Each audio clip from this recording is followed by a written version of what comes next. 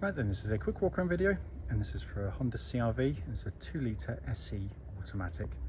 Car's covered just 47,000 miles, comes with a full service history, and is in lovely condition. Finished in black, which always looks good on the CR-Vs. It's got a lovely natural gleam to it as well. 2014, as you can clearly see. Front of the car, lights and lenses are nice and clear. There's no cracks or condensation in them. Bonnet, very clean indeed. Can't see, I mean, there will be the odd microscopic stone chip, but they are tiny if they're any at all. Near side, lovely and smooth in the panel work. There's no obvious indentations jumping out at me at all. Panel work looks very nice indeed.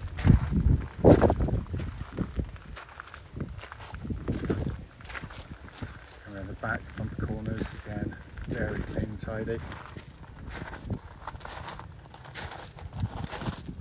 Side, driver's side, again beautifully smooth in the panel work.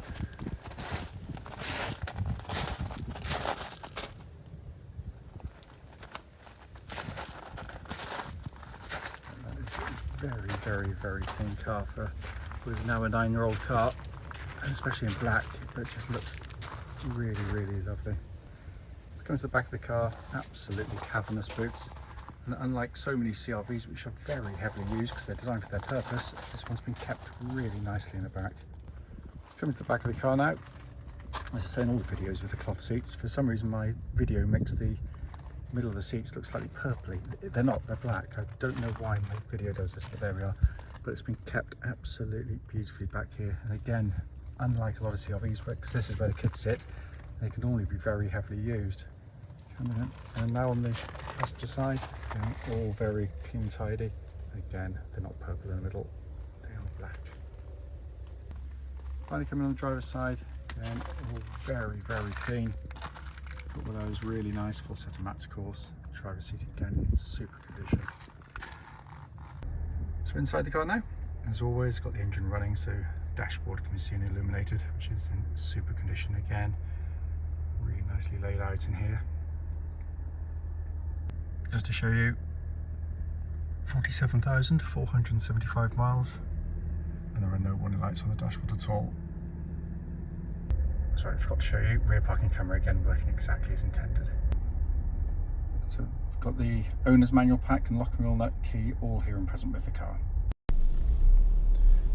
Right then, this is a quick road test video, and this is for a Honda CR-V. It's a 2-litre SE automatic. The car is registered MK14XKW. The mileage at the start of the road test is 47,475 miles. The reason we do all of these videos, and especially actually this road test section, is to ensure that if anyone's online looking at any of our cars, they get to see the very car advertised actually in operation. The reason we feel that's important is because, unfortunately, like loads of people, we've been to see cars which have looked absolutely fine in photographs or description, but only to get there and find out there's an obvious fault that shows up when you drive the car. So hence, that's why we do it. Also done on these very quiet country roads in this lovely part of Gloucestershire. This actually forms part of the road test route we take our customers on, and the hope is then that it be representative of what you'd feel yourself should you be offered a test drive in the car. So coming to the car, very well maintained vehicle, and that's pretty much immediately apparent as soon as you drive the car because it feels as solid as a rock on the road. Engine starts instantly and settles to a smooth, even idle. There are no warning lights on the dashboard at all relating to the engine or any other part of the car. Temperature gauge running at a third, which is exactly where it's meant to be on a Honda vehicle, by the way. The engines, as is always the case with Honda 4-cylinders, is absolutely brilliant. It's got all the things you would expect of Honda. It is the most reliable and longest lasting engine in its class, without a doubt, with just normal regular servicing. But more than that, in some ways, it's just how nice it is to use day in, day out. It's a very flexible engine. It's keen to pick up, but it's got a lovely kind of sweet, smooth edge to the engine note. This is an engine clearly designed by an engineering-led company, and it's a classic example of why Honda build the best engines in the world. engine then feeds through into the gearbox, slick shifting, gear change, the gear changes up, all but imperceptible is Honda's way. Is beautifully engineered, and like the engine, has a reputation for being incredibly tough and long lasting. Obviously the ratios they've selected are to maximise the engine in terms of both economy and performance, so it's obviously a compromise between the two, and they've settled at a very sweet spot on it. Notwithstanding reputation, you should always do the same checks on all automatic gearboxes, and that's to ensure that if on the move the gear changes should be slick and smooth, and they are, but in some ways more importantly, when you're stationary and put it into drive or reverse, there shouldn't be any great thunks or clunks when it engages, and again in every single way this car's absolutely perfect in that sense. The gearbox also has the facility to use these little paddle shifters. You don't have to do anything with the gear lever, you just do it on the move at any time. They're rarely utilised, in all honesty. We've had plenty of these and I have used them, but mostly if I want to overtake something but I don't want the gearbox to change up halfway through the manoeuvre, which gearboxes tend to want to do because they want to save you fuel. The left hand one goes down the gearbox, right hand one goes up the gearbox. At any time you can just pull back one of the tabs, it'll select a gear that matches your forward speed, so it's not going to hurt the engine. So now I pulled it back and selected my third gear. You can imagine now, tractor in front, I'm going to drop it down to second, really rev it, foot down, accelerate, change up with this one. It's very good, works perfectly, and it takes away some of the stress when you are overtaking. Then after a few seconds or so, it goes back to normal auto mode pretty quickly on them. So coming to the steering chassis of the car, these are very, very car-like to drive actually. They were way ahead of their time. Only now are other manufacturers finally latching onto the point that you don't have to have kind of a van-like driving experience.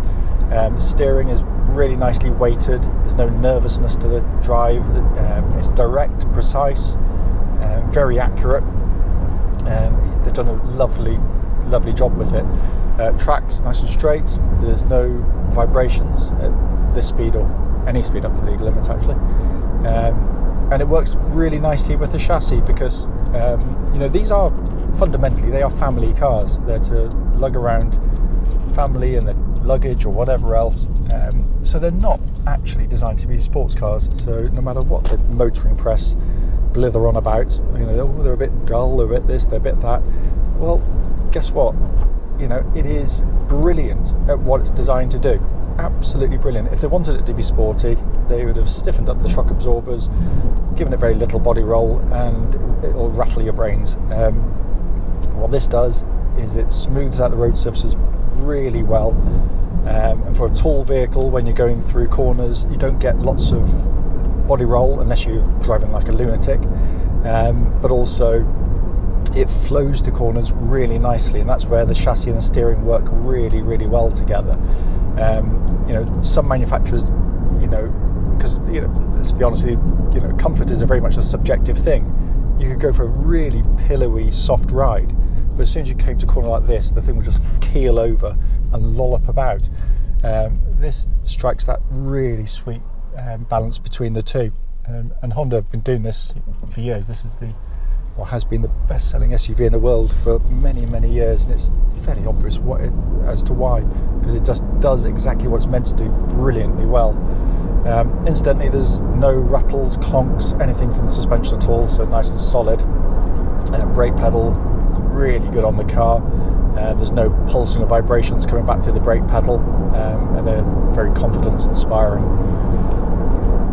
Finally coming inside, the first thing you'll notice when you drive them is the visibility is brilliant in the car, and on the open road like now, I've got these huge wing mirrors, so if I'm changing lane or reversing, they really do help you in that sense, but they give you that sense of being in control and command of the car.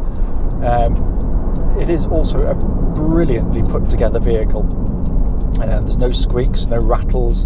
They are, again, Honda select the materials because to suit what the car's going to be used for. So you can give them soft, squidgy plastics, which can rip and tear nice and easily. These have got plenty of soft bits and bobs in there, but it's got some hard bits which are much more resistant to day-to-day abuse, and that's why it's in the condition it's in here now, because it's designed for the purpose.